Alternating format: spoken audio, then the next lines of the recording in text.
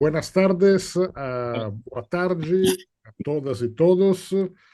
Bem-vindos, bem-vindas a esse seminário, a esse webinar promovido pelo Mudrao, o projeto Multilateralismo e Direita Radical, e promovido por um grupo que se criou de pesquisadores brasileiros e internacionais, e estamos realizando mais esse evento para discutir um tema de grande importância e atualidade.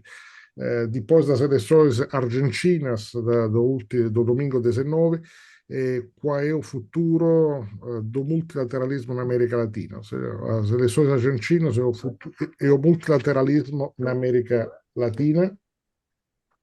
E, e qual é a ideia? É discutir quais sejam as implicações internacionais da afirmação contundente da eleição de Javier Milei na Argentina e o que o fortalecimento da direita radical pode significar para a integração regional, o multilateralismo e a política externa do Brasil. Temos aqui três hóspedes para discutir desse tema, três pesquisadores, especialistas, que eu agradeço pela participação. Mário Greco, professor de Sociologia na Universidade Nacional de San Martín, la UNSAM, em Buenos Aires. E Mário é também o diretor executivo da revista online Anfíbia, que é uma das grandes, a meu ver, um dos principais veículos mais interessantes na Argentina. Eles, inclusive, coproduziram durante a campanha eleitoral uma série de podcasts juntos com El País, que são extremamente interessantes e acho fundamentais para tentar entender o que aconteceu na Argentina. Então, Mario Greco, muchas gracias por tu participación. Tenemos conosco Pablo Stefanoni. Pablo Stefanoni, giornalista y historiador argentino, e também editor-chefe da revista Nueva Sociedad, uma das mais antigas importantes revistas de ciências sociais da América Latina, e Pablo é um destacado especialista, pesquisador sobre o tema da direita, do crescimento da nova direita na América Latina e no mundo. Ele também é autor de um livro muito importante que foi traduzido no Brasil. No Brasil saiu com o título A Rebeldia tornou-se de direita, pela editora Unicamp, que é um livro que acho fundamental também para entender esse fenômeno. Para aqueles que não leram, podem então encontrar tanto em português quanto em espanhol. Muito obrigado, Pablo, por sua presença e participação. E, finalmente, Mônica Hertz. Mônica Hertz é professora titular de Relações Internacionais no Instituto de Relações Internacionais da PUC Rio, da Pontifícia Universidade Católica no Rio de Janeiro, e Mônica é a coordenadora do projeto Mudrao, que criamos há já cerca de um ano, para exatamente discutir multilateralismo e direita radical na América Latina. A ideia é de dar a palavra aos três para uma primeira rodada de intervenções. Vamos dar a palavra para o Mário Greco, depois para o Pablo, finalmente para a Mônica. Evidentemente, teremos espaço para perguntas através da chat aqui no canal do YouTube. Então, uma primeira rodada de perguntas, digamos, 10 a 15 minutos cada um. E depois daremos espaço para as perguntas e para, então, também a possibilidade de um debate entre os nossos ouvintes e os três pesquisadores que estão aqui participando do debate. Então, sem muito mais delongas, eu daria a palavra ao Mário, Mário Greco, então professor da Universidade Nacional de San Martín, em Buenos Aires. E, em primeiro lugar, então Mário, que creio que vai falar em espanhol. Aqui cada um vai falar no idioma que preferir, temos que nos entender no Mercosul. Mas então, o que aconteceu na Argentina, vamos tentar sintetizar no extremo, mas e o que podemos imaginar a partir da campanha eleitoral, do resultado eleitoral, na sua opinião, do governo Milei, especificamente, mais especialmente no que diz respeito à inserção internacional da Argentina, a futura política externa da Argentina. Mário, muito obrigado. Então, você tem a palavra. Gracias Giancarlo, bueno, gracias Mudral, saludo a los compañeros que están en la mesa. Eh, Voy a intentar hacer algunas instantáneas, digamos, para que se comprenda, para quienes no están más familiarizados con el proceso político del último tiempo en la Argentina, cómo entender el fenómeno, este fenómeno Milei. La primera palabra que me gustaría usar, referido ya al proceso electoral, referida al proceso electoral, es la palabra sorpresa. Porque efectivamente, independientemente de que hay unos medios hegemónicos muy de derecha en la Argentina que originalmente apoyaban al partido de Macri, digamos, al partido Juntos por el Cambio, en el proceso de las primarias y en la primera vuelta originalmente, que luego de la primera vuelta, cuando efectivamente Juntos por el Cambio, el partido que ya había gobernado la Argentina con Macri de presidente, queda fuera del balotaje o del balotaje, esos medios efectivamente empiezan a dudar y comienzan a apoyar, primero tímidamente y luego muy abiertamente, con el apoyo de Macri a Milei, a la candidatura de Milei. Pero de todas maneras, aún en esas circunstancias, estos medios tenían, como todo parecía indicar en términos de encuestas de opinión pública, la analítica de las ciencias políticas en general, las explicaciones de los politólogos, pensaban más bien un escenario de una elección competitiva, de una elección, porque había sido una gran primera vuelta del candidato oficialista en un contexto realmente complejo, y entonces imaginaban una elección final que se definía por pocos votos. Entonces, obviamente, la sorpresa para intelectuales, el progresismo como suele llamar Pablo Semán, la sociedad política ampliada, opinadores, periodistas, politólogos, políticos, se sorprendieron de esta gran distancia electoral. Y entonces uno podría decir por qué una sorpresa. La sorpresa en todo caso impugna el trabajo de los encuestadores, pero también impugna un tipo de analítica sobre esta cuestión y entonces nos llama a hacer alguna reflexión de por qué pasó esto que pasó.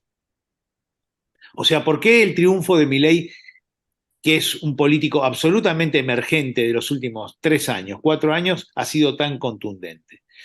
Entonces, lo primero que uno podría decir, hay una cuestión aritmética. Efectivamente, Milei sacó 30% de los votos en la primera vuelta, en las primarias, y repitió ese porcentaje en la primera vuelta. Los que analizaron ese fenómeno electoral, esas dos instancias electorales, hablaron en general de un núcleo duro de 30% que se mantuvo firme en el voto a Milei. Los que hicieron análisis más fino muestran que Milei perdió y ganó votos entre las primarias y la primera vuelta. O sea, perdió casi el 7% de los que lo habían votado en las PASO y ganó otros 7 que se movieron de otro voto en las primarias, que efectivamente parte del voto que recibió y no del que perdió provino del descenso de votos del partido de derecha tradicional, del partido de Macri, del partido de Bullrich o del partido de Rodríguez Larreta. O sea que si uno sumara en esa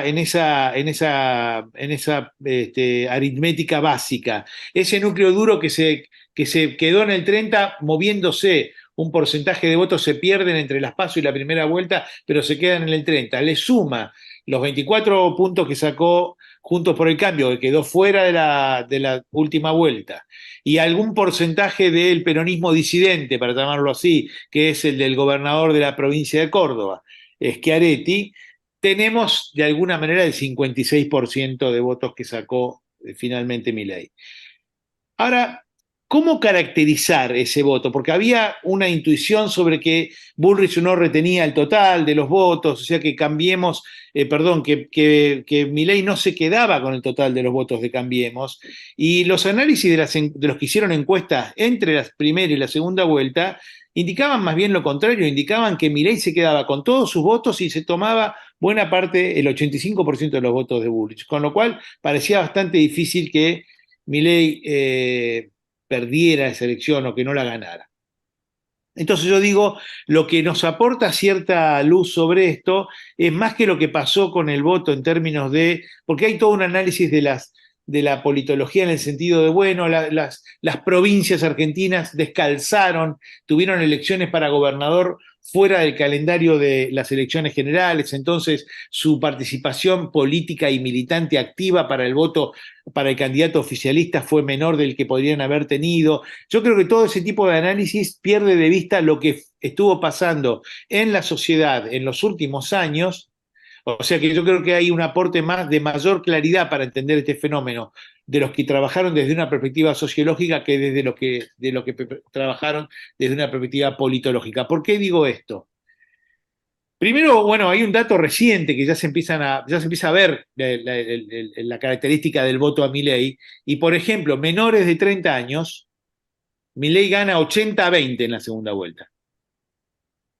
Es un dato realmente impactante, digamos. O sea, todos los que votaron mayores de 16 años, que son los que están en condiciones de votar según la ley argentina, de cada 10 votantes de entre 16 y 30 años, 8 votaron a Milei y solo 2 votaron al candidato oficialista. En el resto de los grupos etarios, por supuesto, la participación porcentual relativa es distinta, se empareja mucho el voto. O sea que hay un voto mayoritariamente libertario, para llamarlo de alguna manera, o hacia Milei en el voto joven. Ahora, cuando uno mira la caracterización ideológica del votante a Milei, que es una caracterización que hicieron, bueno, entre otros, Javier Balsa, que es un investigador de la Universidad de Quilmes, que viene trabajando la derechización del voto, digamos, ¿no? El giro hacia la derecha. O el grupo del Laboratorio de Estudios sobre Democracia y Autoritarismo, Ezequiel Ipar, Micaela Cuesta y Lucía Begelin, nos muestran primero, dice Balsa con mucha contundencia, ya en la elección del 19 hay un giro en la narrativa de Macri. Digo esto porque lo que intento explicar es que hay una convergencia en el voto a Milei de lo que llamaríamos el componente ostensiblemente neoliberal, o sea, la convergencia con las propuestas desembosadamente neoliberales, ya tanto en las propuestas que hacía la candidata de Juntos por el Cambio, como en la propuesta del propio Milei, con un componente cada vez más autoritario. O sea, hay una convergencia notable de esas dos posiciones, y lo que muestran los estudios empíricos es que hay un voto consistente desde el punto de vista ideológico a Milei. O sea, ese 55% del voto a Milei tiene una convergencia importante, salvo en algunos temas, en esta convergencia conceptual entre neoliberalismo y autoritarismo.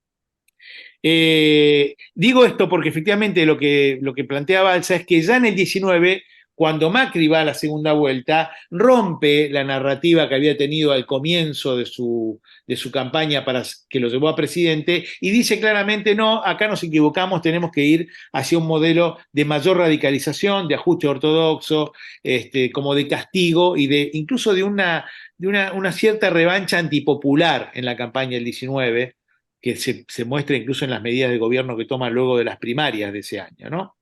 Y efectivamente lo que se configura dentro del partido que hasta hace un año ganaba aparentemente cómodamente las elecciones, que era el partido mayoritario de la oposición, Juntos por el Cambio, lo que se advierte es que triunfa en ese partido en la tensión entre Rodríguez Larreta, que era el candidato moderado, que decía vamos a una política de consenso, y Macri. Efectivamente el que triunfa es Macri, que opta por una candidata radicalizada, autoritaria, que se da cuenta que retiene más votos con esas posiciones, con las posiciones de un voto de derecha. Incluso que los estudios de Balsa muestra entre el 21 y el 23, que cuando se le pregunta a los encuestados sobre autopercepción ideológica, mientras en el 21 la gráfica muestra una campana, digamos, en donde el 50% se considera de centro, cuando vemos esa gráfica en el 23 hay un desplazamiento no solo hacia la derecha, en donde los que se perciben de derecha y de extrema derecha equiparan a los que se perciben de centro, que muestra de alguna manera el consenso que alcanza esta nueva configuración ideológica política que es que se expresa en el presidente electo. Incluso cuando cuando se pregunta a los votantes de Milei, un porcentaje menor, que no llega a ser el 15, el 13, el 14%, no coincide con las propuestas más delirantes, digamos, ¿no? Libre portación de armas, venta de órganos, venta de niños, etcétera, etcétera. Yo digo, ahí hay, para ir cerrando esta parte, digamos, la caracterización del voto a Milei, hay la consolidación de un proceso que viene de largo, los que lo estudian desde el 2013-2014 de manera sistemática, con estudios cuantitativos y cualitativos, muestran el crecimiento de una subjetividad que consolida posiciones cada vez más autoritarias. Esto expresado en la adscripción a lo que se llama, en términos del protocolo internacional, discursos de odio, convergiendo con un triunfo cultural de la narrativa neoliberal. O sea, hay una convergencia evidente entre narrativa neoliberal y autoritarismo social, para decirlo de alguna manera.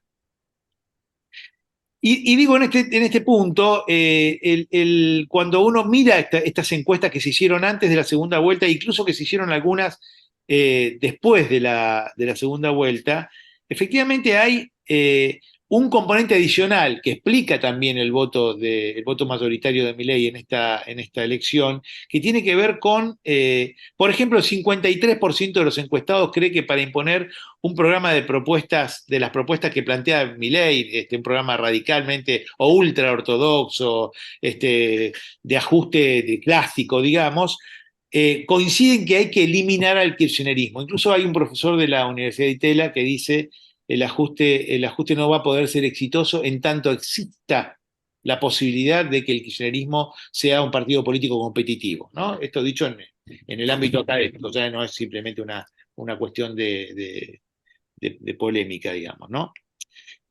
Yo diría, aquí lo que hay es, en parte, lo que llamaríamos el fracaso de la ecuación democrática argentina, digamos. ¿Por qué digo esto? Porque, o lo que se ha puesto en juego, digamos, y que se discute fuertemente en estos días, cuando uno mira la plataforma, y en parte me lo planteaba Giancarlo para esta charla, cuando uno mira la plataforma que presentó La Libertad Avanza a la Cámara Electoral, al Tribunal Electoral, además de ser una plataforma muy elemental, muy mal organizada, sin ninguna referencia, por ejemplo, a la política internacional, no existe el capítulo política internacional en la plataforma, de ser una plataforma mal escrita, incluso con errores en el uso de la lengua, uno diría, primero, problemas conceptuales severos, digamos, ¿no? O sea, muestra un gran desconocimiento de la estructura del Estado, o sea, confunde cuando se pone programática la plataforma, confunden instancias que son propias del gobierno central con instancias que son constitucionalmente de los gobiernos provinciales o federales. O sea, gran desconocimiento del Estado y de los órdenes, digamos, de gestión del aparato público. Después hay una gran incongruencia de niveles en la plataforma. O sea, de pronto se plantea, por ejemplo, para el capítulo educativo, políticas genéricas como, por ejemplo, la de los vouchers. O sea, subsidiar a la demanda y no subsidiar a la oferta, darle la plata a la gente. Incluso lo dicen de una manera muy impactante porque dicen, lo aplican, la idea del subsidio a la demanda está fuertemente enfocada para lo que llamaríamos educación y salud, y dicen subsidiar a la demanda en función también de la capacidad adquisitiva de quien va a recibir el servicio. O sea, claramente plantean una profundización de la desigualdad en la percepción del servicio, ¿no? Pero digo, uno puede entender, ahí hay una política genérica que se plantean como grandes rasgos y al mismo tiempo se meten con, no sé, el régimen de licencia de los maestros, por decir algo que no tiene absolutamente nada que ver con una política general y que además obviamente no puede ser arbitrio de un gobierno central, ese tipo de cuestiones. Entonces diría, y dejo alguna otra reflexión para más adelante para meterme un poco respecto de cómo se piensa en esta primera aproximación la política exterior. Yo diría, en el debate no existió el capítulo política exterior, en ninguno de los debates o fue muy débil la presencia del capítulo exterior. Eso un poco responde a cierto provincianismo de la política argentina, o sea, hay una, no solo de la política, digamos, de los medios de comunicación, incluso de los intelectuales, se refleja una cierta insularidad, digamos, de la Argentina en el tratamiento, el tratamiento esquivo o el tratamiento lábil de la cuestión internacional. Ahora, uno podría decir qué se escuchó del candidato ahora presidente electo respecto de la política internacional, cosas bastante, seguramente ustedes escucharon, digamos, no voy a comerciar, no voy a tener relaciones con ningún país comunista, incluso cuando uno compara, por ejemplo, con Cast, el rival de Boric en la elección chilena, que cuando se le preguntaba respecto a la política exterior decía no voy a tener relaciones con Cuba ni con Nicaragua, cuando se le preguntaba, o con Venezuela, cuando se le preguntaba por China, Cast decía, bueno, no, en ese caso es un socio comercial, etcétera, etcétera. Bueno, Milei va más allá en ese caso, y dice, no, dice cosas que efectivamente son inconsistentes, porque dice, es un problema de los privados, como si el Estado pudiera no intervenir en el comercio exterior. Es realmente delirante en lo que él dice. Eso tiene dos problemas. Primero, muestra el desconocimiento de Milei sobre la cuestión, que se puso muy en evidencia en el debate, en el que él perdió la batalla discursiva, pero que efectivamente lo puso en un lugar de víctima que lo hizo receptor de más votos de los que tenía antes del debate. Pero bueno, esa es otra discusión. Lo cierto es que él tiene una candidata tiene una candidata, o ya está casi nombrada, a ministra de Relaciones Exteriores o canciller, como decimos acá, que es Diana Mondino. Es una persona que no tiene ninguna credencial en política exterior, no tiene ningún antecedente. Es un poco la que traduce y modera las expresiones delirantes de Milei en política exterior, y son varios los que operan de esa manera. Hay uno que es como el hijo de un prócer libertario o ultraliberal que se llama Venegas Lynch, que se llama Venegas Lynch hijo o nieto, ya no sabemos bien porque se llaman todos igual, que dijo hace poco en una entrevista respecto de la política del gobierno de Milei con Chile, dijo, veo el gobierno de Milei muy abierto a entablar relaciones de paz con Chile, lo cual es absolutamente insólito que aparezca la palabra paz en la relación con Chile, como si hubiera una conflictividad latente que efectivamente desapareció de la jerga en la política de relaciones con Chile hace muchísimo tiempo. Tanto que... Perdón, Mario, ¿con Sí, Chile o con China? no, con Chile. Con Chile. Con Chile. Tanto que Chile acaba de cambiar su embajador en la Argentina. Ustedes saben que la embajada de Chile en la Argentina es la embajada más importante de Chile en el exterior, es su embajada más importante desde todo punto de vista. La embajadora era una dirigente gremial proveniente del Partido Comunista chileno, una dirigente muy importante, y acaban de poner como candidato, como nuevo embajador, a José Antonio Villagallo. Es un miembro del viejo Partido Socialista chileno, todos lo conocemos, que tiene que ver que fue el embajador de Michelle Bachelet en el gobierno mientras gobernaba Macri en la Argentina, y que es un socialista con mucha experiencia, moderado, que va a intentar tener un diálogo razonable con el gobierno chileno. Ahora, ¿qué entiendo? Incluso en esta contradicción de declaraciones entre su candidata a ministra de Relaciones Exteriores y el propio Milei, son contradicciones en la narrativa superficial, pero yo diría los core values son los mismos, ¿no? Cuando uno mira, bueno, ¿cuál es? Ella se plantea como una especie de agregada de negocios de la Argentina, ha dicho cosas como mi sueño es que los 7.000 millones de habitantes del mundo tengan en su plato de comida un componente argentino, o sea, ese nivel de megalomanía absurda. Pero efectivamente hay un núcleo que lo emparenta con las derechas radicales clásicas, y diría ahí el núcleo básico de relaciones con la política internacional es Bolsonaro.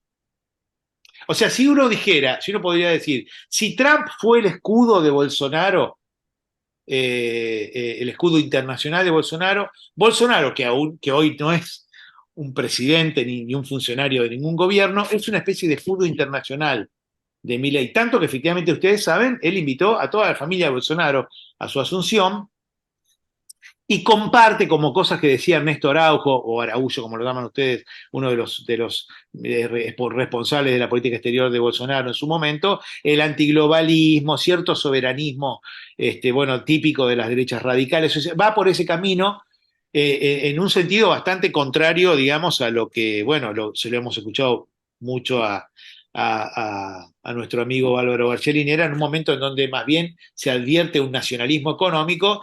Milei plantea una cosa delirante de libre comercio que yo creo que salvo China, no hay ningún país que practique, digamos, y efectivamente ahí hay, digo esto, porque me quedan muchas cosas para decir, pero cuento esto para darle paso a los compañeros.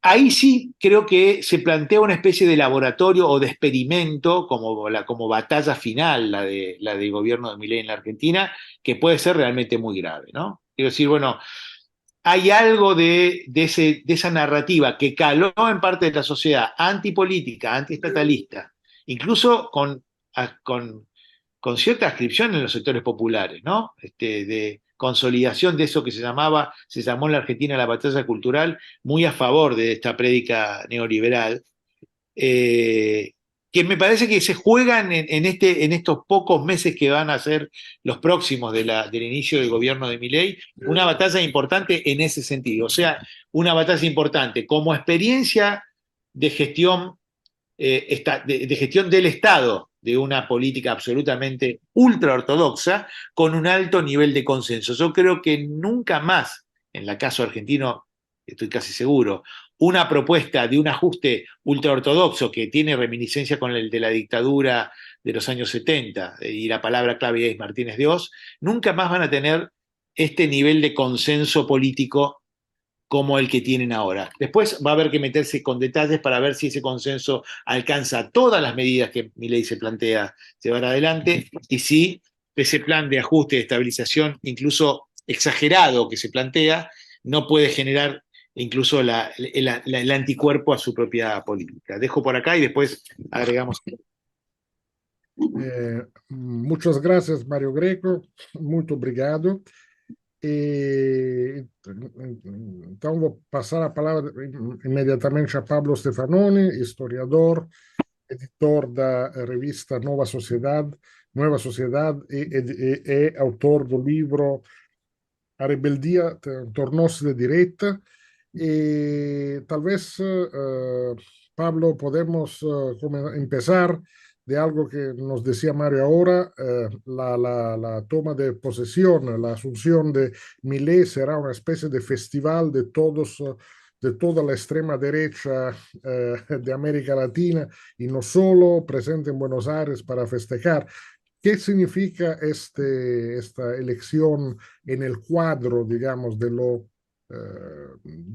ascenso, del fortalecimiento de la derecha radical en América Latina y en el mundo? Pablo. Bueno, muchas gracias primero por la invitación para esta charla, este webinar. Voy a empezar por eso y después vuelvo un poquito a Argentina para algunas precisiones y un poco un diálogo con Mario sobre estas cosas, lo que estaba mencionando. Bueno, lo primero que tendría para decir es que posiblemente Buenos Aires se vuelva una especie de peregrinaje de un montón de figuras de extrema derecha. Está invitado Santiago Abascal, Bolsonaro padre e hijo, Abascal el líder de Vox en España, Víctor Orbán de Hungría aparentemente va a ir también a Buenos Aires, Donald Trump, tipo que iba a visitar en algún momento. Y efectivamente Milei combina un interés político, ideológico de las derechas que ven que de pronto radicales, que hay uno propio ahí, y también es una figura de color que tiene mucho seguimiento en la prensa, ¿no? Entonces rápidamente Milei se volvió una figura muy conocida en todo el mundo cuando hace muy poco no lo era. Ahí yo creo que efectivamente siempre, un poco lo decía Mario, creo con este tema de la politología y la sociología, creo que siempre después de una elección tenemos el riesgo, todos los que nos dedicamos a analizar las cosas, elecciones, la política, de sobreanalizar, ¿no? Creo que es la primera advertencia siempre que yo mismo me hago, porque hay que recordar que en esta elección, si Massa, Sergio Massa, el candidato peronista, hubiera sacado 2,2 puntos y medio más de lo que sacó, ganaba en primera vuelta por el sistema electoral argentino, que permite ganar con 40% si hay 10 puntos de diferencia sobre el segundo. Y ahí, si Massa hubiera ganado en primera vuelta, estuvo cerca, los análisis serían hoy: el peronismo es imbatible, el peronismo unido nunca puede perder, Milei era un improvisado absoluto que nunca podía ganar. Hay un montón de explicaciones que podríamos tener si Massa hubiera ganado en primera vuelta, y serían muy lógicas además, porque efectivamente Milei tenía una dimensión que parecía difícil que ganara, incluso cuando las encuestas mostraban que podía ganar, y cuando la aritmética mostraba que, como decía Mario, iba a sumar los votos de la tercera, que fue la candidata de la derecha, Patricia Bullrich, porque efectivamente Milei es un outsider como nunca antes tuvo la Argentina. En Argentina los presidentes eran de partidos tradicionales, peronistas, de la Unión Cívica Radical, eventualmente políticos nuevos como Mauricio Macri, pero que construyó un partido, tuvo cargos antes, fue presidente de Boca Juniors, fue alcalde de Buenos Aires, construyó un partido, se alió a un partido tradicional como la Unión Cívica Radical, y antes de los militares cuando había golpes de Estado, pero nunca hubo un outsider así que pasara de predicar ideas muy extremas de anarcocapitalismo en la televisión y en solo 2 años, después de saltar a la política, llegar a la Casa Rosada. Eh, y ahí yo creo que eso muestra una serie de cambios, efectivamente. El triunfo fue muy contundente en votos, pero no muy contundente en parlamentarios, ¿no? Entonces ahí Milei se enfrenta a un problema que va a tener 38 diputados sobre 257 y 7 senadores sobre 72. Entonces va a ser un gobierno institucionalmente débil, que no tiene previamente construida ni estructura, ni partido, no tiene ningún gobernador, no tiene alcaldes. Eh, entonces va a ser un gobierno que a priori tiene mucha legitimidad electoral, pero poca base institucional y también ninguna experiencia eh, política en común de la gente que va a constituir el gabinete. La mayoría de la gente que va a estar en el gabinete de Milei, él la conoció hace muy poco, o la conocía de antes, pero en otro tipo de trabajo, privado, por ejemplo. Y ahí viene la pregunta también que puede anticipar algo de la política exterior, de qué va a hacer el gobierno de Milei. Y aparentemente lo que estamos viendo es que primero el funcionamiento hasta ahora es muy caótico, los ministros, los nombres suben y bajan y no se definen, y va a sacar cuadros de 3 canteras, digamos, de algunos van a venir del mundo privado, él los conoció ahí, o no, pero van a salir de ahí, de CEOs, de gerentes de empresas. Una segunda cantera es el gobierno de Mauricio Macri, que hay una alianza ahí tensa, pero una alianza con Macri, o sea, de la derecha convencional, digamos. Y la tercera cantera, quizás no sé hasta dónde llegará, pero es como lo que llaman ahora la pata peronista del gobierno de Milei, que quizás en el exterior eso sorprenda mucho, que un gobierno como este pueda tener una pata peronista. Pero la hay, el armador político de Milei, el que está armando el gobierno, viene del partido de Domingo Cavallo en los 90, y después trabajó con Daniel Scioli, el ex gobernador de la provincia de Buenos Aires, ex candidato presidencial y actualmente embajador en Brasil, y el propio Scioli ha sido confirmado como embajador de Milei. O sea que el caso de Scioli es curioso porque cuando ganó Alberto, Scioli le permitió, le habilitó mejorar las relaciones con Bolsonaro, eso le ofreció, y ahora Milei le ofrece mejorar las relaciones con Lula. Entonces también hay una pata peronista, el peronismo hay que recordar que en los años 90 hizo las reformas neoliberales y ahí quedó tendencia a un menemismo residual, ¿no? De la época de Carlos Menem. Milei yo creo que expresó algo que no es casual que él utilizara consignas que se habían usado en 2001. En 2001, cuando fue la gran crisis argentina, se cantaba en las calles que se vayan todos. Él hizo un discurso contra la casta política que retomó esa consigna, que se vayan todos, que no quede ni uno solo. Y el 2001, hace 22 años, una gran expresión popular contra el gobierno de Fernando de la Rúa, pero básicamente fue una gran sublevación popular contra la clase política, podríamos decir, contra la política tradicional. Y en el 2001 también había una tendencia liberal, e incluso ultraliberal. En las elecciones de 2003, por ejemplo, si sumamos los votos de Menem, de Carlos Menem, el expresidente que en esa época proponía dolarizar la economía, y Ricardo López Murphy, un político ultraliberal, entre los dos sacaron el 40% en 2003. Menem 24 y López Murphy 16.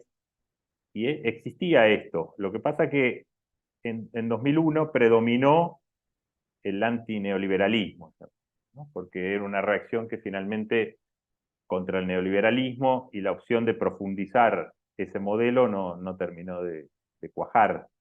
Pero existía, ¿no? Y Milei quizás encarna un poco ese retorno de lo reprimido que estaba ahí. Y lo encarna de otra manera, obviamente en un contexto muy distinto, internacional distinto, y lo encarna asociado a una derecha más alternativa, eh, y esos son los vínculos que tiene, ¿no? Con las extremas derechas internacionales, y, eh, y yo creo que expresa algo que estamos viendo en otros lugares, la forma en que va a aterrizar. Milei, hay que recordar que él hizo campaña con un discurso prácticamente utópico. Eh, Llegó a la política hablando de anarcocapitalismo. O sea, anarcocapitalismo es que el Estado desaparezca, sea abolido. Él mismo decía, bueno, yo sé que eso no es posible, entonces propongo un Estado ultra mínimo. Pero básicamente era una propuesta con un alto contenido utópico. Él tiene que aterrizar eso después que pasa la segunda vuelta y es donde empieza a hacer una pseudo moderación, a buscar una forma de aterrizar, y ahí se alía con la derecha de Macri, ¿no? Que es un Macri muy derechizado a su vez respecto del Macri presidente. Eh, pero creo que eso expresa algo que estamos viendo en otros países, que es que el debilitamiento de las fronteras entre las derechas tradicionales y las extremas derechas. En 2002, cuando Jean-Marie Le Pen, el viejo ultraderechista francés, pasó al balotaje de manera sorpresiva, todo el mundo se unió contra él, y desde los trotskistas hasta la derecha liberal votaron por Jacques Chirac, y lo derrotaron por más del 70%. Eso ya hoy no existe en ningún lado prácticamente. En todos lados vemos puentes. Vox en España, aliado al Partido Popular, José Antonio Cast en Chile, aliado con la derecha. Y no solo Macri apoyó a Milei, también lo apoyó Sebastián Piñera, que es parte de una derecha más moderada, y otros expresidentes de la región de derecha.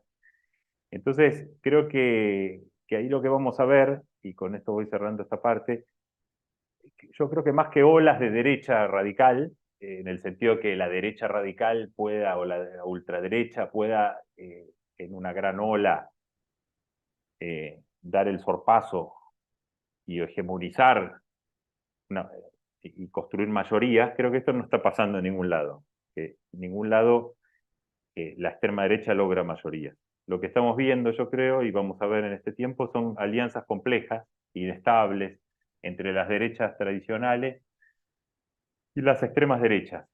A veces es la derecha tradicional la que necesita la extrema derecha para construir su propia mayoría, porque las derechas tradicionales tampoco pueden lograrlo. Por ejemplo, el Partido Popular Español solo podía construir una mayoría con Vox. Al final no pudo, pero solo con Vox podía hacerlo.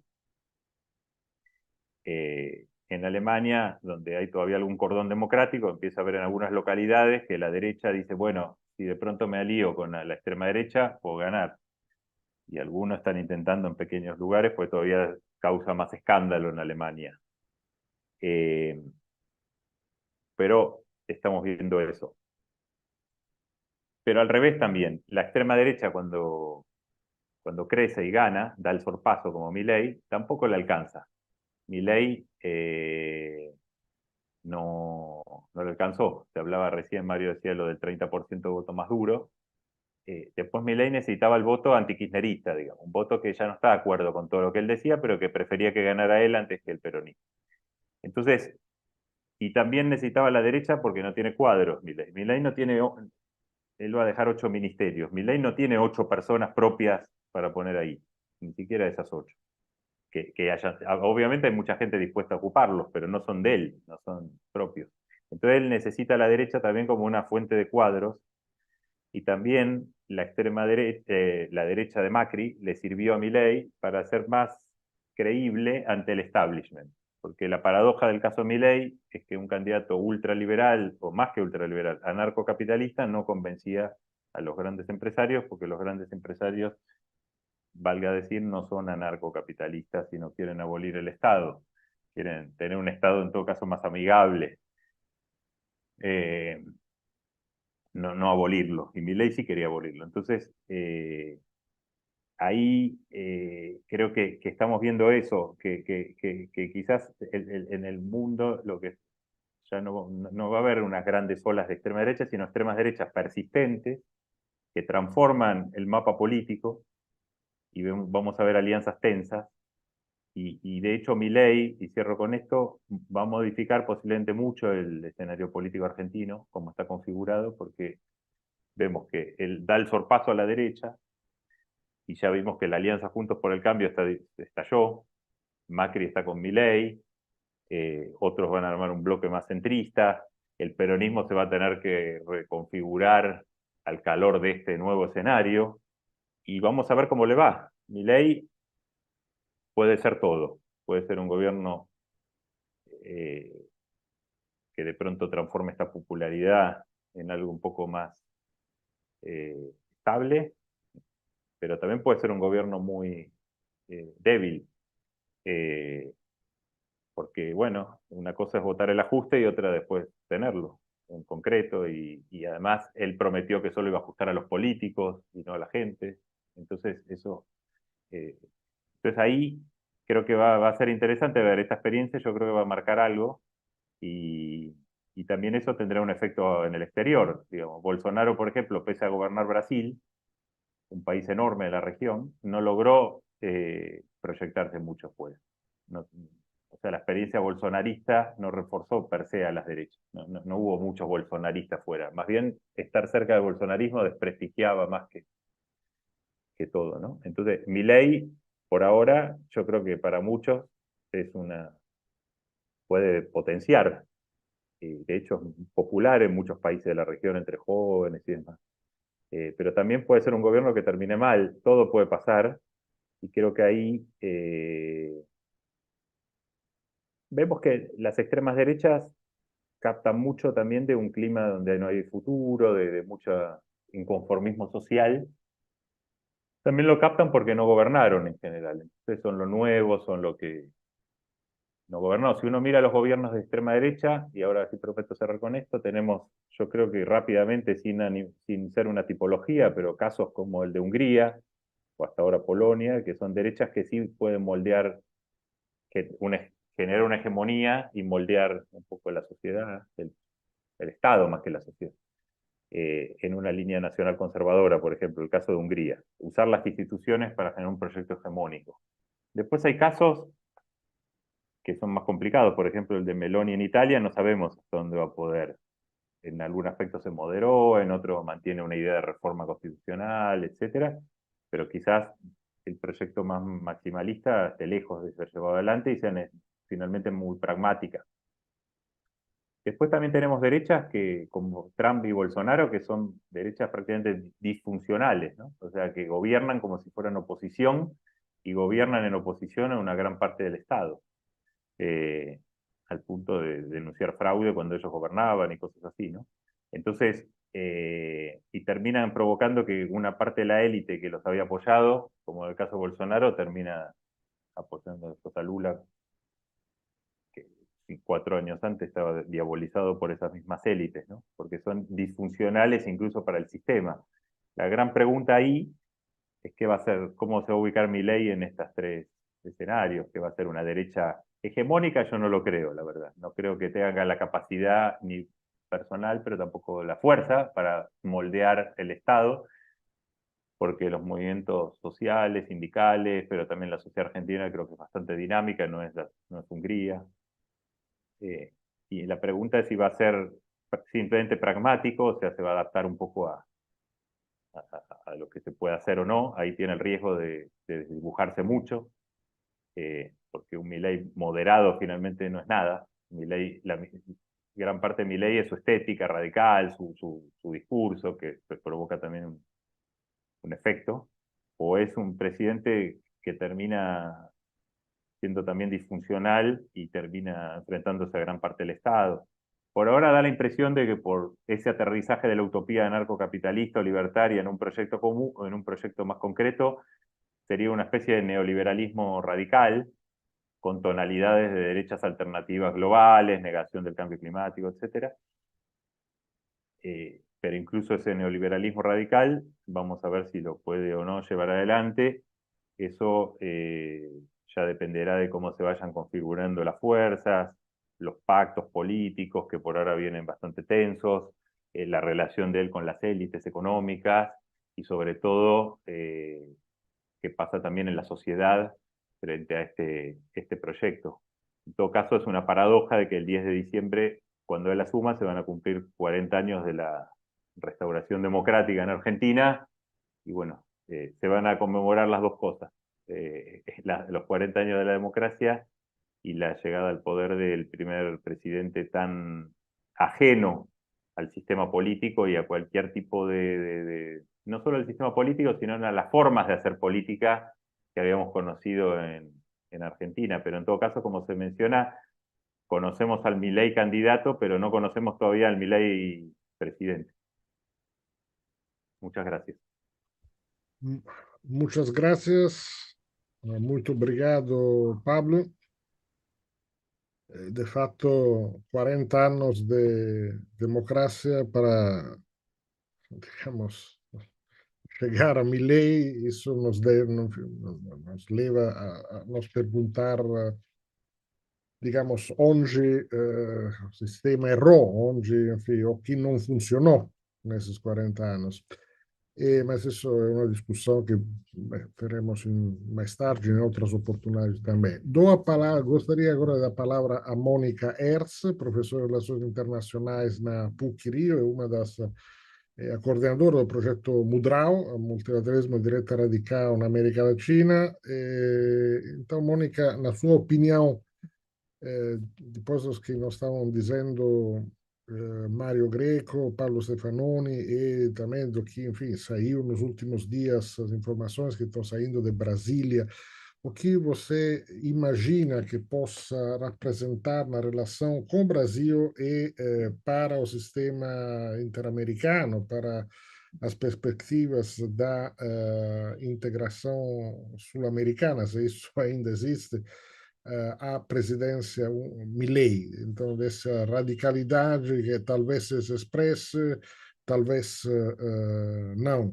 No Brasil, Mário se referiu ao Ernesto Araújo, que foi o primeiro chanceler de Bolsonaro. Passamos, de fato, de uma época, de uma primeira fase de política externa muito ideológica e também de nenhum resultado prático, a uma coisa mais pragmática, mas que também não chegou a nenhum lado.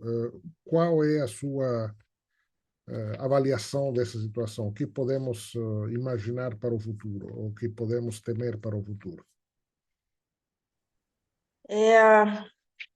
Boa tarde a todos. Agradeço por todos estarem aqui, agradeço ao Giancarlo. Eu acho que esse é o começo de uma discussão, acho que as falas dos nossos queridos colegas demonstram, né, o nível de incerteza que nós temos em relação ao caminho que esse governo vai tomar, tendo em vista as condições, vamos dizer assim, objetivas com as quais a presidência eleita vai ter que lidar, mas também a necessidade de formação de uma coalizão com uma direita mais centrista, menos vinculada ao movimento da direita radical que nós estamos estudando aqui nesse projeto. Mas eu acho que existem alguns indicadores, né, que nós podemos já nesse primeiro momento salientar, seja pela fala e configuração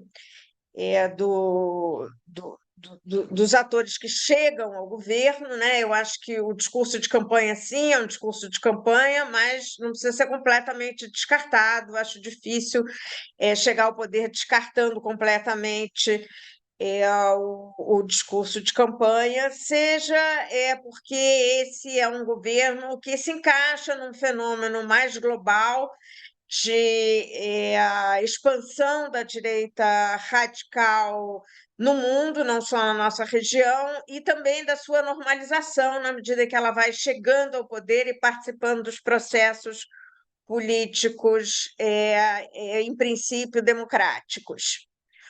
Então, algumas coisas a gente já pode salientar.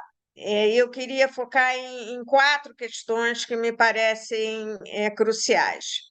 A primeira e mais óbvia, né, diz respeito à dificuldade de coordenação de políticas externas entre o governo argentino e o governo brasileiro, mas também entre o governo argentino e outros governos na região. Num contexto em que isso é particularmente problemático, seja tendo em vista a disputa sistêmica, né,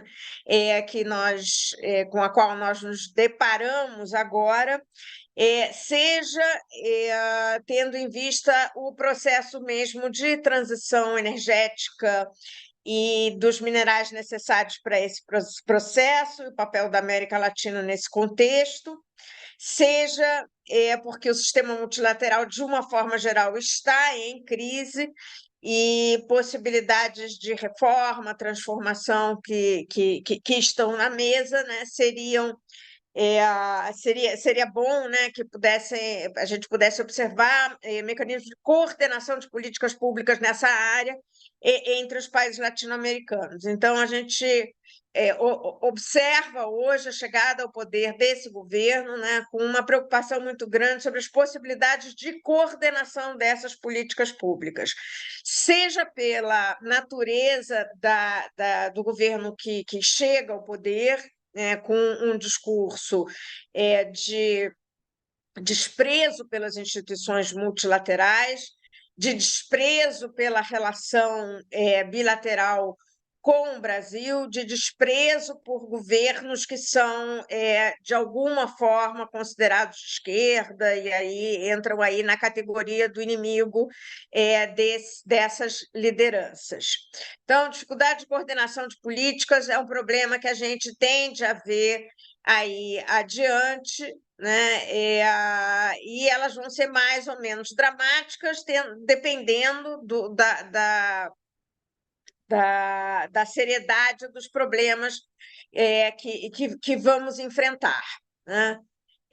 Um segundo elemento, né, que obviamente estão todos associados, mas eu só queria chamar a atenção, é a impossibilidade de construção, mais do que coordenação, mas a impossibilidade de construção de instituições na região. Como nós estamos vivendo uma crise profunda já há alguns anos do multilateralismo regional, o que nós precisamos, né, eu não digo reconstruir a Unasul, mas construir instituições mais robustas que permitam avançar os projetos multilaterais na região. Então, a chegada desse governo ao poder dificulta, em grande medida, né, ou talvez até impeça, a possibilidade de construção de instituições, sejam intergovernamentais, sejam com caráter mais supra-governamental. Isso está associado à dificuldade de coordenação, mas também, né, há um discurso sobre liberdade que está associado, claro, né, a esse dito anarcocapitalismo, mas um discurso sobre liberdade que nos leva, né, e aí eu chego ao terceiro ponto, que é a relação dessa crise do multilateralismo, da impossibilidade de enfrentá-la com uma agenda de destruição de instituições. E esse talvez seja o elemento mais claro em todo o discurso do Milei com sua a campanha, e já deixando claro, após a vitória, que há uma consistência mesmo, né, nesse discurso, essa ideia de que as instituições públicas elas atrapalham, né, que elas atrapalham a liberdade, atrapalham a família, atrapalham a economia. Então, nesse contexto de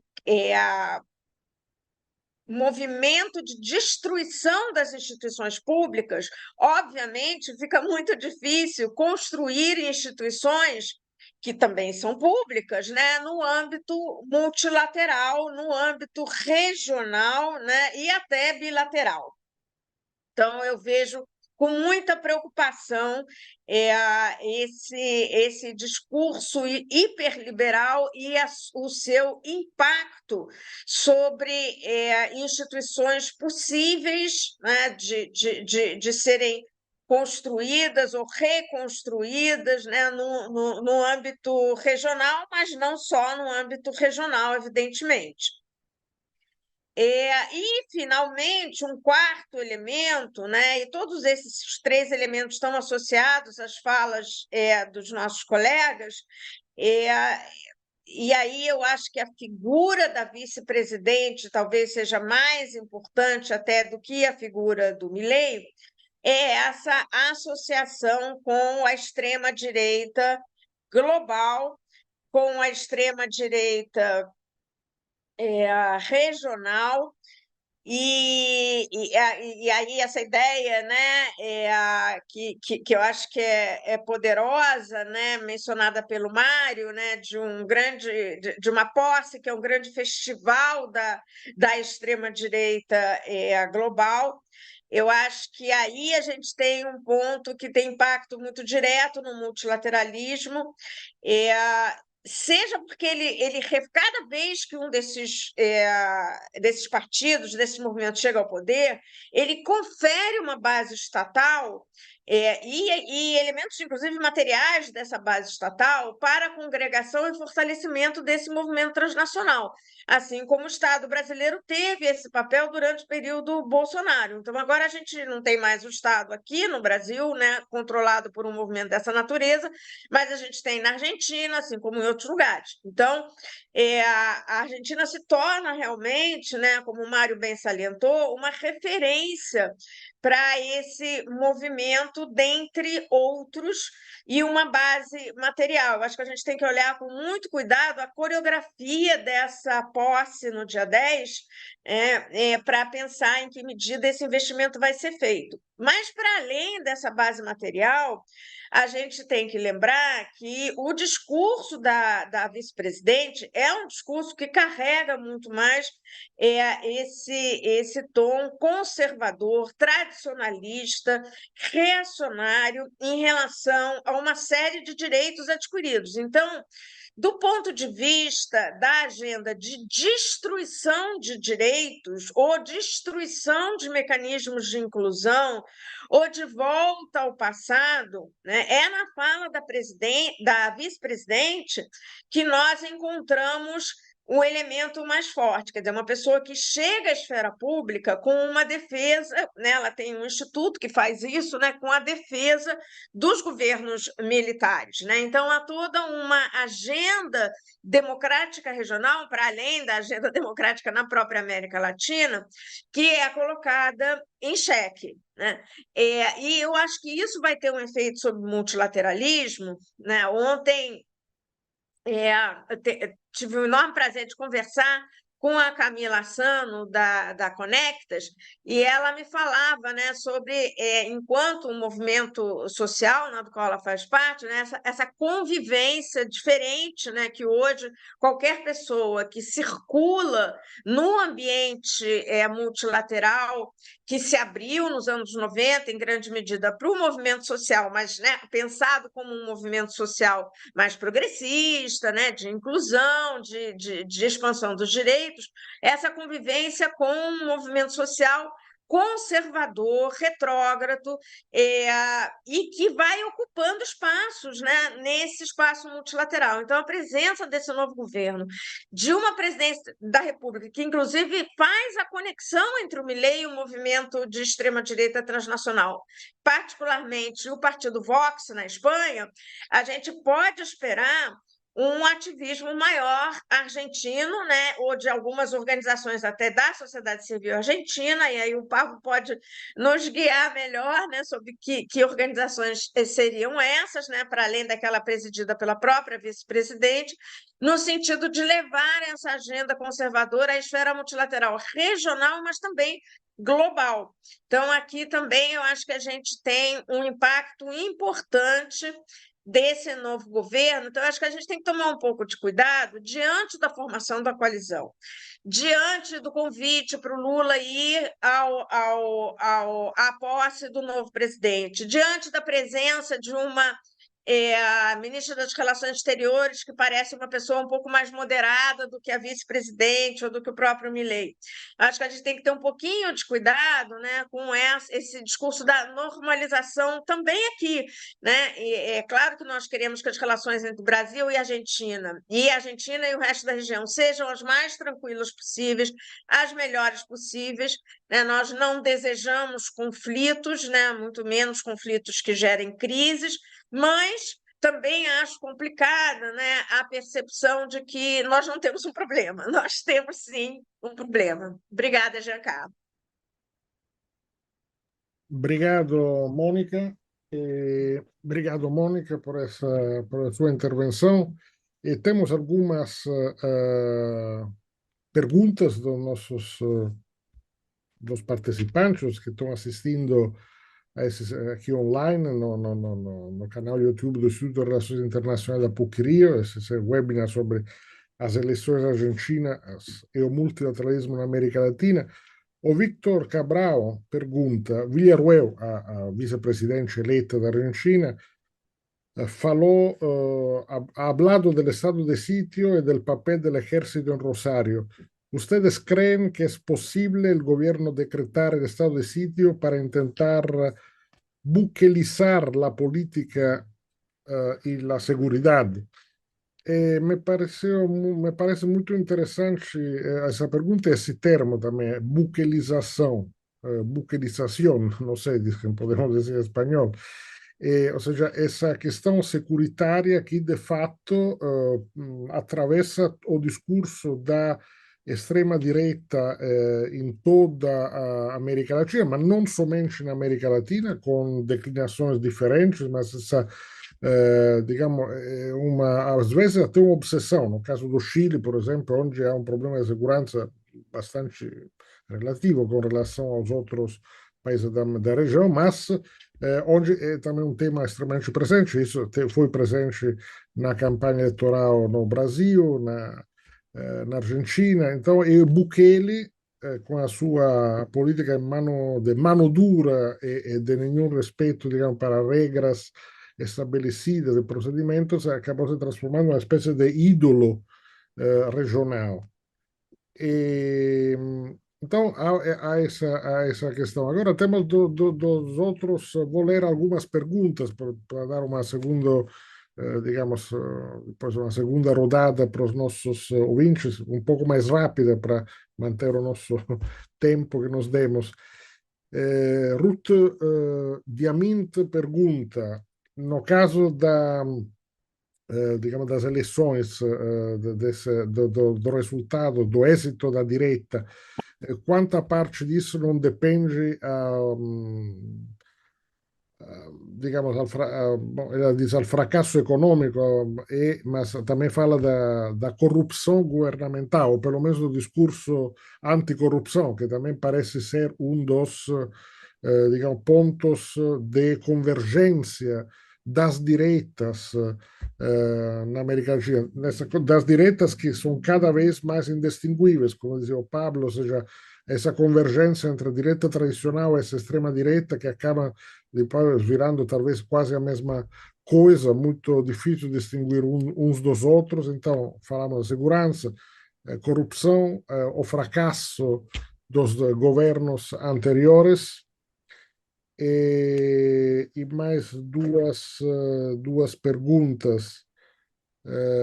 Carolina Assis, isso é uma pergunta para um sociólogo, Mário, para você. Como é, por que las pesquisas de opinión no reflejan la realidad? Eso no la reflejaron en Brasil, no la reflejaron aún menos en Argentina. Tal vez hubo un instituto, el Atlas, que no es Atlas Network, que es el grupo de las organizaciones hiperliberales que también festejaron la elección de Milei, pero Atlas, el Instituto de Investigación de Encuestas, el único que está acertando. Todos los otros aparentemente no. Entonces, ¿por qué? Podemos pasar tal vez a esas dos preguntas. Tenemos tal vez una pregunta, eso de México, de mi amiga Guadalupe González Chávez, investigadora de Relaciones Internacionales en México. Muy buenas tardes. ¿Cuál puede ser lo que se puede esperar de la actuación de Argentina en Naciones Unidas y la OEA, entre otras organizaciones internacionales? Con estas preguntas yo se relanzo a nuestros speakers, a nuestros invitados, y el primer será Mario Greco de la Universidad Nacional San Martín.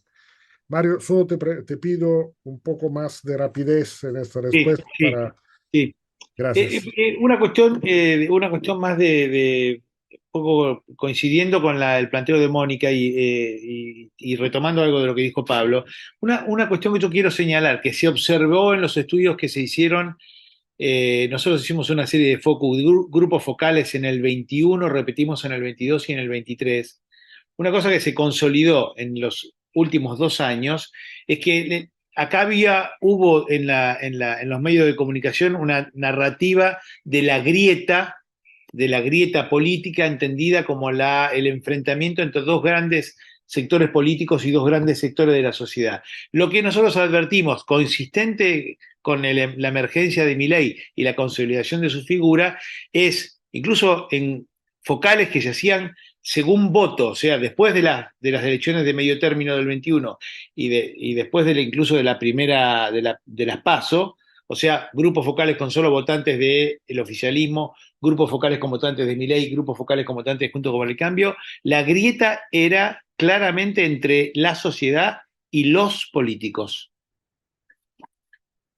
O sea, todas las imágenes que aparecían como estímulo para la reflexión de los participantes de los grupos focales era los políticos básicamente no entienden los problemas de la gente, imágenes del Parlamento, imágenes de todo tipo de funcionarios públicos, etcétera, etcétera. Ahí hay un problema serio porque efectivamente la convergencia entre derecha y ultraderecha hace que Milei le dé como una frescura, como bien decía Pablo, o sea, Milei gana con una consigna también antipolítica como fue la del 2001, pero detrás tiene la casta, digamos, ¿no? Entonces ahí hay un problema de consolidación de un modelo de gobierno, porque efectivamente le faltan cuadros, pero efectivamente cierto riesgo para su propia estructura. Respecto de parte de lo que aparece en la pregunta sobre Rosario, Fuerzas Armadas, estado de sitio, y también lo que decía Mónica respecto de la figura central de Villarruel, la vicepresidenta, que claramente es alguien que no solo niega el terrorismo de Estado, sino que reivindica a la dictadura,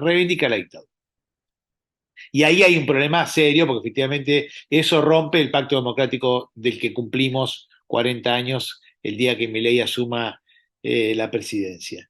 Quien encarnó la buquelización de la política en la Argentina fue Bullrich, de la propuesta, de la narrativa de la narrativa política en la Argentina, quien hizo un video de promoción que era claramente un video casi a lo Bukele, ¿no? De unas cárceles modernas donde todos iban a ir, todos los narcos, etcétera, etcétera, luego de haber sido una ministra de Seguridad del gobierno de Macri bastante poco productiva. Recuerden ustedes, o si no lo comento, la política de Macri respecto de lo que llamaríamos los crímenes el crimen, digamos, de narcotráfico, corrupción internacional, etcétera, etcétera. En el caso del narcotráfico fue hacer seguidismo de la política de la DEA.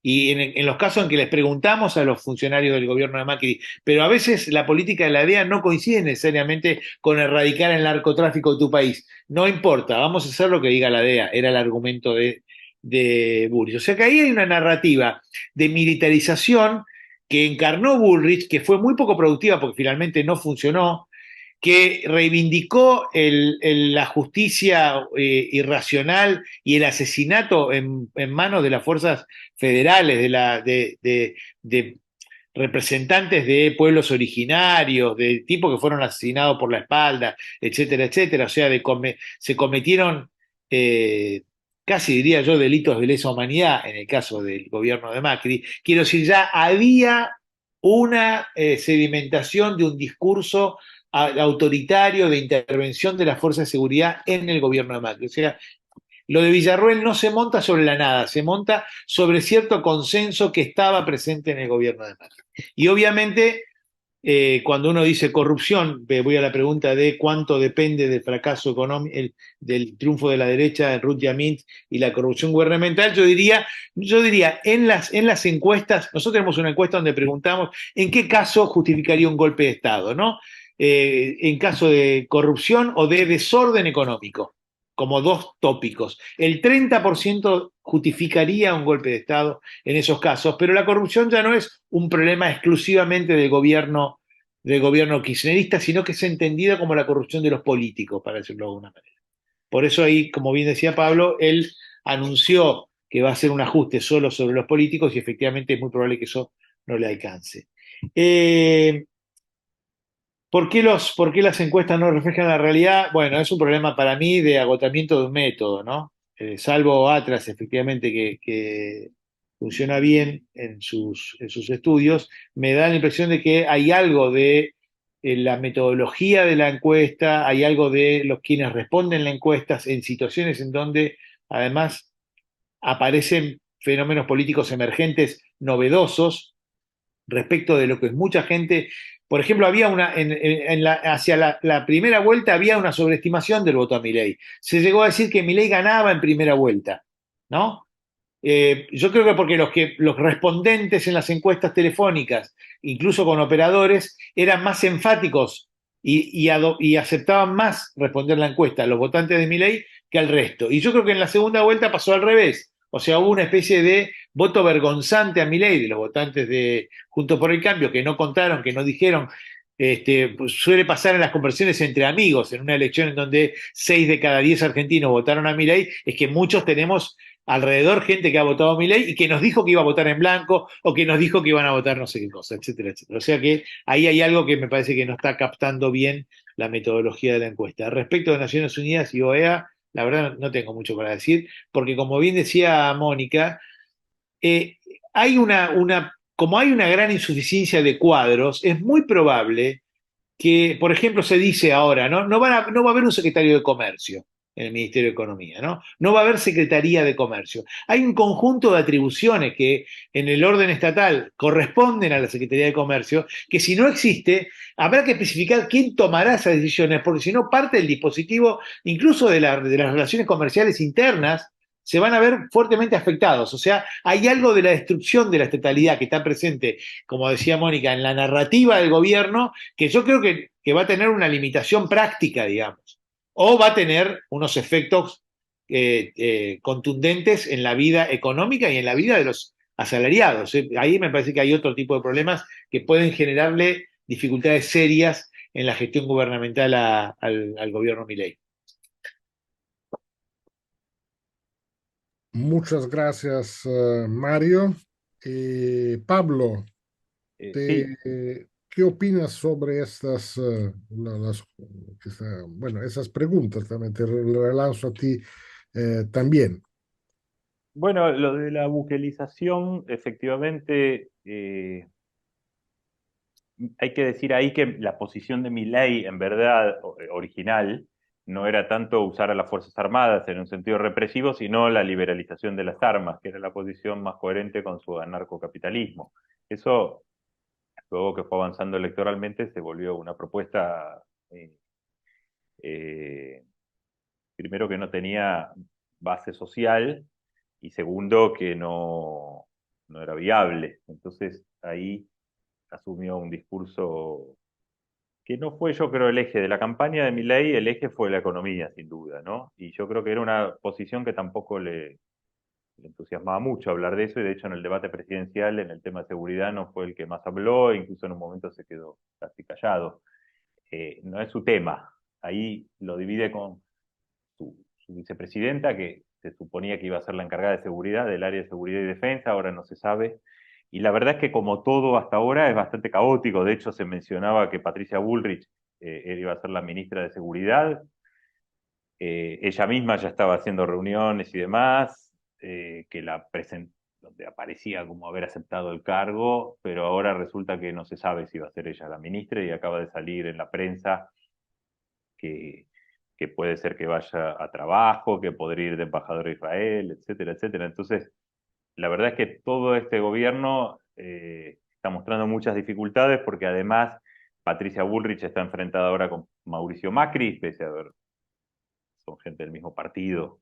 Ella era la presidenta del partido, ahora hay una tensión muy fuerte. O sea, este apoyo de la derecha a Milei también está teniendo costos para el bando, digamos, de la derecha.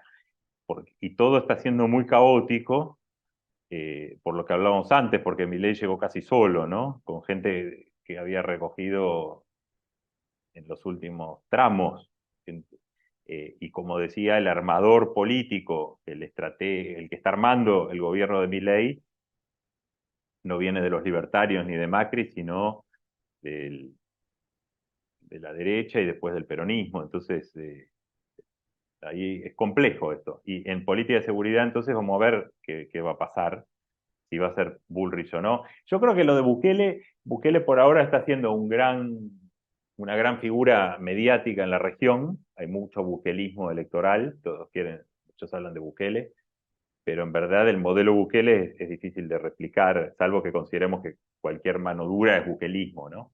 Pero en realidad Bukele, algo en Honduras, que paradójicamente es un gobierno de izquierda, se empezó a implementar porque tienen realidades similares con el tema de las pandillas, etcétera, pero en realidad el modelo Bukele, que es una mezcla de encarcelamiento masivo y publicidades como si fueran series de Netflix, con el traslado de los presos, la construcción de megacárceles, está muy asociado al tema de las pandillas, que tienen además un tatuaje lleno de tatuajes, y casi la policía los detecta como si estuviera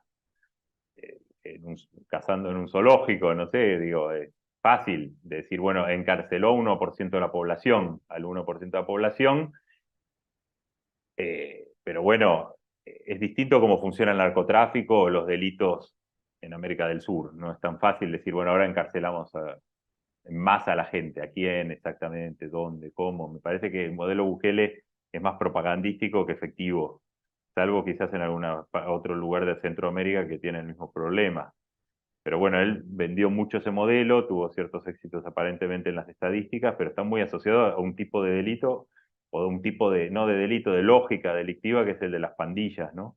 Eh, si va a haber estado sitio o no, bueno, eso puede ser puntualmente que haya estado sitio en algún punto, en algún lugar, pero yo no creo que en Argentina haya condiciones para una deriva autoritaria, general, digamos. Puede ser que haya más represión policial, que haya cierta forma de tensión de la institucionalidad, pero incluso los vínculos de la vicepresidenta Victoria Villarruel son con militares retirados de la dictadura. Yo no creo que hoy ella tenga esos vínculos con los militares en activo, ni que los militares en activo tengan interés en participar de ninguna aventura, eh, autoritaria, y en El Salvador el buquelismo necesitó de los militares en activo, que incluso, bueno, participaron de acciones contra el Congreso, etcétera. Me parece que es más complejo Argentina para llevar adelante un proyecto así. Sobre el discurso anticorrupción hay algo interesante, que Milei, así como el discurso de la mano dura, como decía Mario, era de Bullrich más que de Milei, aunque Milei dijo el que las hace las paga, y la vicepresidenta esta con ese discurso sobre los años 70 podía dar esa imagen, fue de Bullrich, verdaderamente, que además fue ministra de Seguridad y que podría ser de nuevo, como decía. Y el discurso de la anticorrupción también fue más del macrismo que de Milei. Y ahí hay una sutileza quizás, pero Milei con su discurso contra los políticos tradicionales y contra el Estado desde esa posición libertaria antiestatal, no hacía mucha diferencia en verdad entre políticos corruptos y no corruptos en su discurso. Todos eran corruptos en un sentido muy amplio de que vivían de los impuestos que él considera un robo. Entonces, él no se centró mucho, la verdad, en las cuestiones judiciales, se centró en una crítica a la política y al Estado, y eventualmente pudo haber declarado algo, pero no hizo eso un eje. Y además su discurso fue contra todo lo, en realidad de campaña también fue contra Macri, no tanto contra Macri personalmente, pero contra la fuerza de Macri. Entonces ahí fue interesante. Y expresó esto de que se vayan todos, que mencionaba antes, pero sí, en el voto, a pesar de que él no habló, yo creo que en el voto a Milei hubo mucho de ese voto anticorrupción. Digo. Sobre la ONU y la OEA, creo que lo que se dijo recién todavía es muy pronto para saber exactamente cómo va. Lo único que sabemos es que él anunció que se va a alinear con Estados Unidos y con Israel.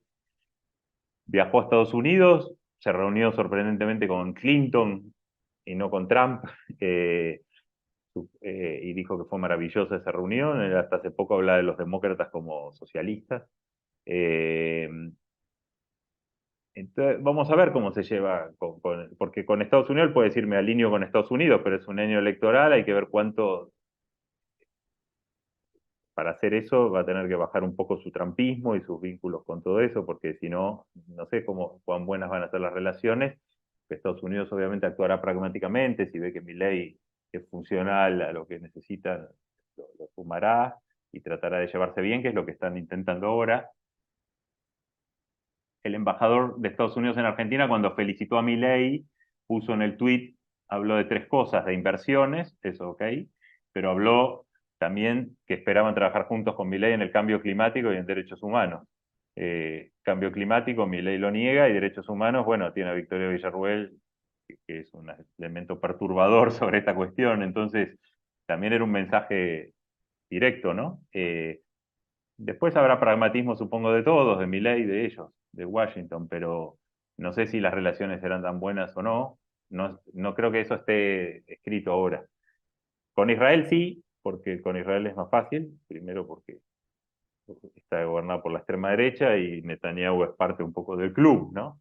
De hecho, Netanyahu fue la figura estrella en Brasil, lo saben bien, de la asunción de Bolsonaro, y tuvo muy buenos vínculos.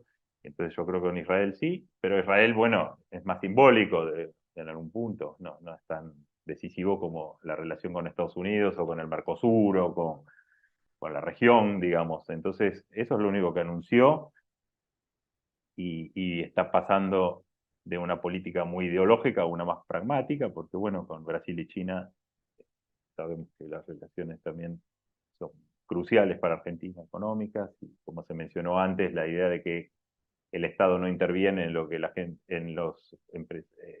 la idea que él dijo, cada uno que negocie con quien quiera, porque no es cuestión mía como presidente, sabemos que eso es una tontera, ¿no? Eh, entonces, vamos a ver, posiblemente Diana Mondino, como no sabe mucho del tema, se base en algunos diplomáticos de carrera más asociados tradicionalmente con la derecha, y ahí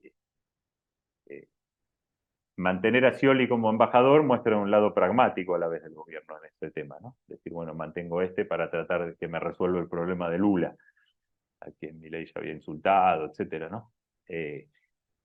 ahí hay que ver también cuánto Milei mantiene de estas relaciones con las oposiciones radicalizadas, ¿no? Por ejemplo, con Trump y con Bolsonaro va a definir un poco también cómo se va a llevar con los gobiernos, yo creo, ¿no? Pero todavía habrá que ver.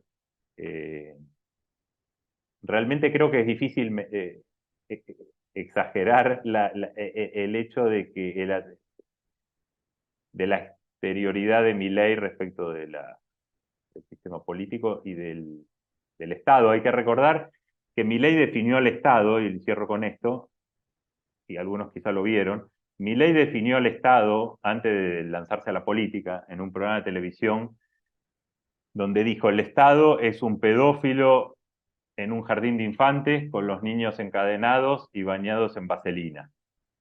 Esa fue su definición del Estado y ese es el Estado que él ahora tiene que gestionar. Entonces, bueno, ahí hay un hiato, ¿no? Que explica por qué todo es un gran signo de pregunta,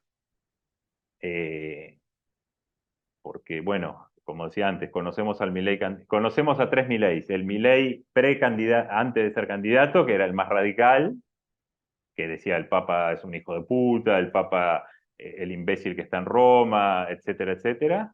Lula es un comunista y con comunistas no voy a tener relación, el Estado pedófilo, todo eso. Ese es el Milei que todavía no había saltado a la política. Luego conocemos al Milei en campaña, que bajó un poco ese tono, pero hasta cierto punto. Y ahora viene el Milei presidente, que por ahora parece un poco como sedado cuando uno toma un calmante, ¿no? Entonces lo vemos hablando muy despacio, tratando de recomponer relaciones. Ahora el Papa lo llamó y ahora ya no lo llama el imbécil que está en Roma, sino su santidad. La mandó a la canciller a Brasil, se fue a ver a Clinton, o sea, un Milei que intenta recomponer, pero bueno, ahí tiene un riesgo él.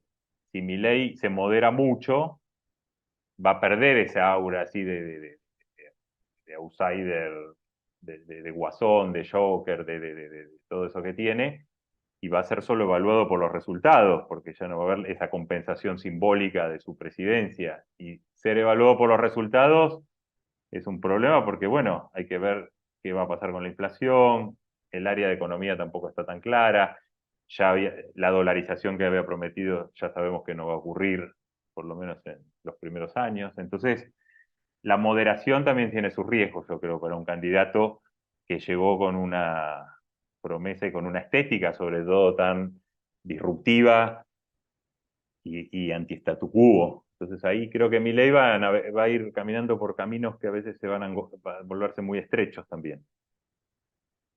Gracias. Gracias, Pablo. Sí, esto es la primera impresión, o sea, esta moderación. Ahora, cada país es un país, cada personalidad es una personalidad.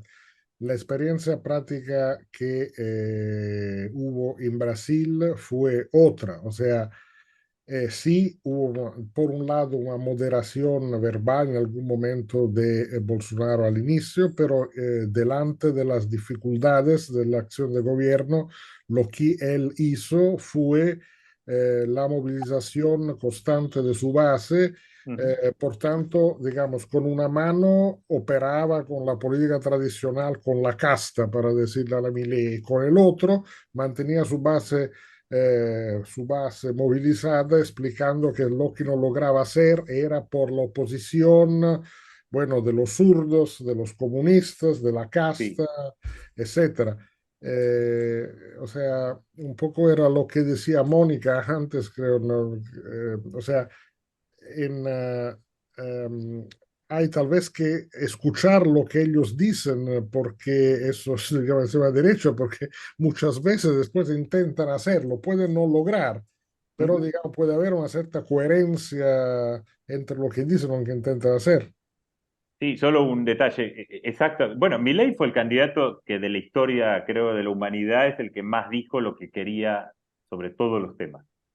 O sea, hasta cuando se mencionó, le preguntaron si está de acuerdo con un mercado de niños, él dijo, no, es un tema filosófico, la sociedad no está preparada, pero no lo negó. Entonces, Milei, nadie puede decir que engañó a nadie. Milei Así dijo es. todo, pero de manera incluso que iba contra sus propios intereses electorales por momentos. Solo en el balotaje pareció moderarse un poquito, pero muy parcialmente, pero nadie sabe, todo el mundo sabía que esa moderación era irreal.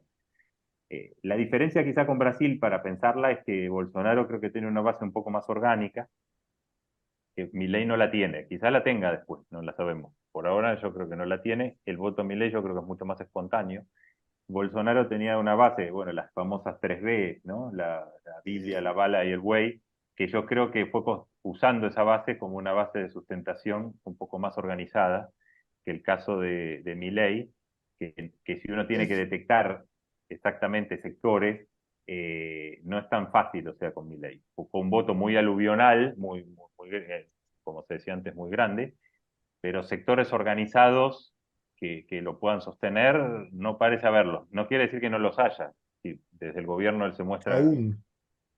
sí, pero con Brasil en Brasil ya existían estos sectores en este caso no están ahí. Digo, el evangelismo en Argentina existe, pero no está asociado a la política de la misma manera. Los intereses agroindustriales pueden ser una base. Los militares, sin duda, yo creo que no van a ser una base para Milei de esa manera. Entonces ahí yo creo que lo mismo, Trump tenía el Partido Republicano que se lo ocupó, ¿no? Y eso fue una base. Milei la tiene que construir. ¿Puede construirla? Puede ser, pero no la tiene hoy. Quizás la tenga, pero no tenerla es un problema para él, yo creo, porque de pronto el 10 de diciembre haya mucha gente en la plaza entusiasmada, pero quizás 6 meses después no haya nadie. O quizás haya más, no lo sabemos. Depende cómo le vaya. Pero quiero decir, esa base no la tiene que construir en unas condiciones no tan favorables, porque además el Parlamento argentino creo que es un poco más complicado que el brasileño, en el sentido que el brasileño, el centrado, es más pragmático, ¿no? Y en Argentina quizás sea un poco más difícil para él cómo está compuesto el Parlamento, incluso de pasar sus reformas, y esas reformas si son impopulares, va a tener mucha dificultad porque los diputados no se van a sumar a eso. Entonces, ahí va a tener dificultades, pero no descarto, obviamente, que también quiera hacer. ¿Y qué quiere hacer? Lo sabemos todos, que es una especie de mezcla de liberalismo radical mezclado con derecha alternativa. Eso es mi ley, esa es su coalición, y eso es lo que quiere hacer. Ahora, si podrá o no, no lo sabemos todavía. Bueno, Un comentario, Giancarlo, quería hacer a lo que dice Pablo, que recién él lo había mencionado antes él, y hay que ver cómo funciona esta convergencia entre derecha y derecha radical. ¿Por qué digo derecha y derecha? Porque acá hay toda una secuencia de trabajos de colegas que hablaron de la derecha moderna, democrática, cuando emergió el fenómeno de Macri presidente, y luego se habló del sueño intacto de la derecha, cuando efectivamente el macrismo tenía como muchas chances de ganar la elección. En el 2022 casi no había dudas de que si el candidato además era Rodríguez Larreta, tenía muchas chances de ganar la elección.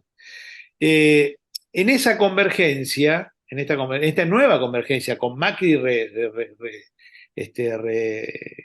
Reloaded, digamos, y Milei, la pregunta es, ¿qué destino tiene? Yo no tengo respuesta para eso. Un Milei que se modera al punto de, como dice Pablo, perder el charme de la radicalidad, pero también que se juega todo, no solo en la narrativa radical, sino en cómo le vaya en ese ajuste ultraortodoxo que él va a aplicar. Y lo digo ahí en un sentido... o sea, en un sentido paradójico, en un sentido de que hay mucha gente, nosotros nos pasó cosas, escuchamos cosas muy impactantes en el grupo focales en donde la gente decía, hay como una especie de consenso sacrificial en una parte de la población. Sí, vamos a padecer. Entonces, lo que digo es, el contexto de la aplicación de ese ajuste para mi ley es muy complicado. Y para mi gusto, tiene pocas chances de que le salga bien.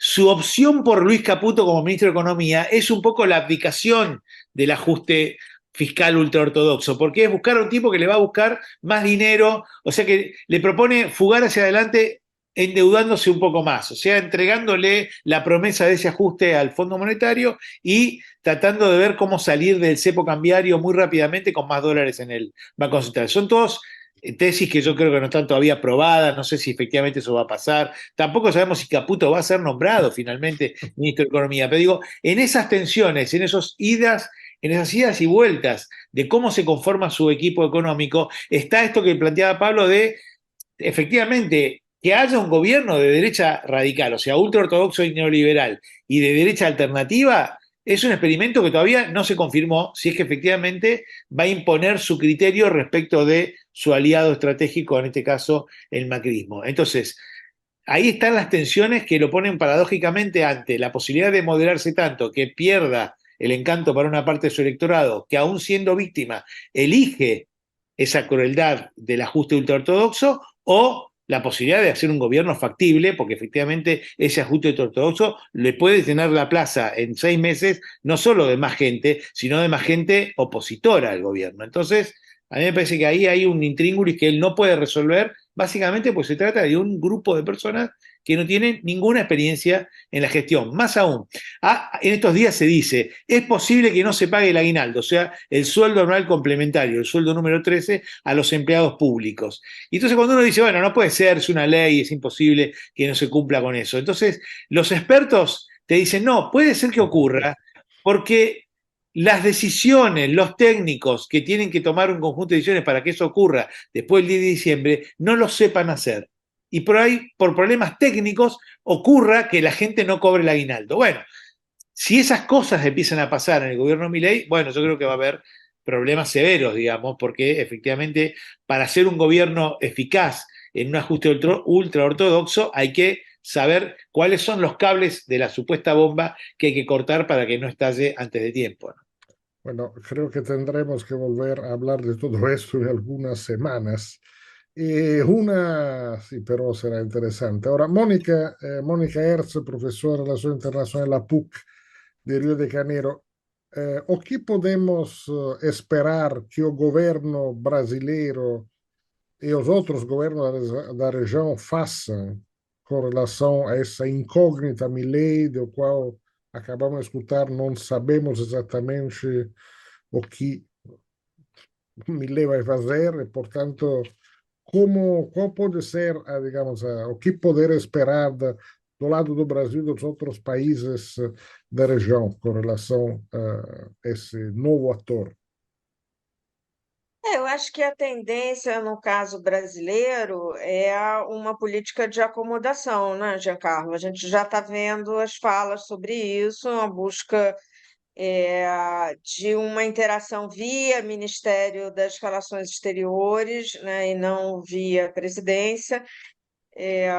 Então, não me parece que a gente tem indicador de embate nesse sentido, do ponto de vista das relações mais bilaterais. Eu acho que se não houver interesse argentino em se juntar aos BRICS, né, o Brasil vai deixar isso correr. E claramente, em relação ao Mercosul, a gente vai sim aí ter negociações, embates sobre para onde ele vai e como é que vai se ajustar com o acordo com a União Europeia. Onde me parece que a gente vai encontrar embates mais claros, mas como não tem nenhum fórum importante regional, você não tem um fórum onde isso possa se desdobrar, eu acho que é em relação à política de alinhamento automático aos Estados Unidos que a gente tende a ver nesse governo. E eu acho que a gente viu isso, né, num discurso sobre o alinhamento mesmo, na posição em relação à Ucrânia, a ideia de que finalmente haveria um grande encontro do Zelensky na América Latina, que ele vem buscando desde o começo da guerra e não conseguindo, que a Argentina poderia ser o espaço, né, para a realização desse grande encontro. E em relação a Israel, quer dizer, eu acho que tem aí uma peculiaridade da relação do Milei com o judaísmo, né, e com Israel, que também tem uma história maior dentro da direita radical, mas eu acho que se encaixa um pouco nessa ideia do alinhamento, né? Então, se o apoio a Israel e a qualquer coisa que o governo israelense faça, né, está na linha, né, do apoio que vem sendo dado pelos Estados Unidos. Em relação a isso, ao longo aí da história futura desse governo e da sua interação com os governos latino-americanos, aí sim eu acho que a tendência é que haja embate, porque os governos latino-americanos, pelo menos Brasil, Colômbia, né, estão buscando aí alguma coisa próxima do não alinhamento ativo em relação aos Estados Unidos e China, uma posição mais complexa, né, em relação a cada item da agenda internacional e não tratar a agenda internacional como um pacote, né, como nos movimentos de alinhamento automático. E aí eu acho que a tendência é que a gente veja, com certeza, diferenças, e se for alguma coisa que nos atinge muito diretamente aqui na região, aí possivelmente um embate.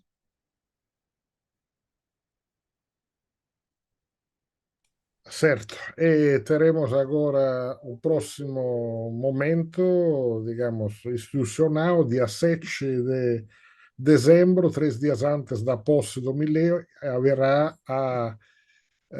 essa reunião do Mercosul no Rio de Janeiro, então qual será uma espécie de despedida, digamos, ao Alberto Fernandes, mas com perspectivas absolutamente misteriosas no que diz respeito ao futuro do Mercosul, que é o principal, digamos, acordo comercial da região, que também vai agora pelo aniversário número 33, tão, quase tão, digamos, antigo como os 40 anos do restabelecimento da democracia argentina, em uma situação de digamos, incerteza com relação ao futuro.